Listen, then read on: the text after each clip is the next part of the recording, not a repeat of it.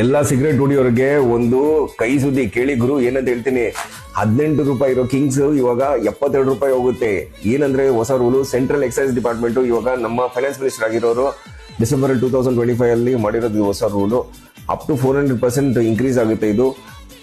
ಅದೊಂದೇ ಅಲ್ಲ, ನಿಮ್ಮ ಟೊಬ್ಯಾಕೋ ಏನು ಪಾನ್ ಪರಾಗು, ಜರ್ದಾ, ಹಾಗೆ ಈ ವಿಮಲ್ ಎಲ್ಲ ಹಾಕ್ತಿರಲ್ಲ ನೀವು ಹಂಗೇದು, ಅದು 100% ವರ್ಗೂ ಇನ್ಕ್ರೀಸ್ ಆಗುತ್ತೆ. ಅದೊಂದೇ ಅಲ್ಲ, ನಮ್ಮ ಈ ಹುಕ್ಕ ಎಲ್ಲ ಹೊಡಿತಿರಲ್ಲ, ಆ ಹುಕ್ಕ ಆಕ್ಚುಲಿ 25% ಇರೋದು 40% ವರ್ಗೂ ಇನ್ಕ್ರೀಸ್ ಮಾಡ್ತಾರೆ.